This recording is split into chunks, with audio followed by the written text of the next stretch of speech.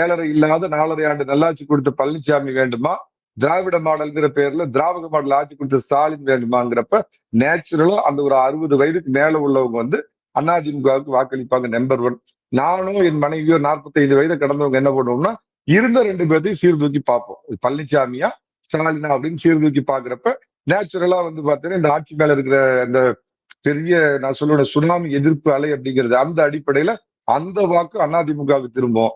சின்ன வயசுல 18 வயசுல இருக்கிற என் வீட்டுல இருக்கிற பையனை நான் என்ன சொன்னாலும் அவன் விசில் அடிச்சு ஒண்ணு விஜய்க்கு ஓட்டு போடுவான், இல்ல சீமானுக்கு தான் ஓட்டு போடுவான். அதனால இளைஞர்கள் ஓட்டு இவங்க 2 பேரும் பிரிப்பாங்க.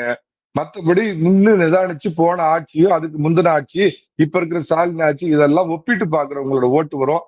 எல்லாத்துக்கும் மேல வாக்கு கேட்க வர்றப்ப நீ வந்து பாத்தீங்கன்னா தகுதி பார்க்கல, நோட்டு கொடுக்க வர்றப்ப மட்டும் தகுதி பாத்தியான்னு ஒரு கோடி மகளிர் உரிமை தொகை கிடைக்காம பொறுமிட்டு ஆத்திரத்தோட இருக்கிறாங்க பாத்தீங்களா.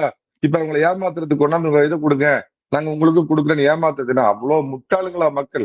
அந்த 1 கோடி மகளிர் நிச்சயமா அதிமுகவை நோக்கிதான் ஓட்டு போடுவாங்க. இல்ல எங்களுக்கு நீங்க வந்து பெரிய திராவிட மாடல் ஆட்சி கொடுத்துட்டீங்க, எங்களுக்கு 1000 ரூபாய் கொடுக்கலனாலும் நாங்க உங்களுக்கு தான் ஓட்டு போட போறோம், திமுக ஓட்டு போட போறாங்களா?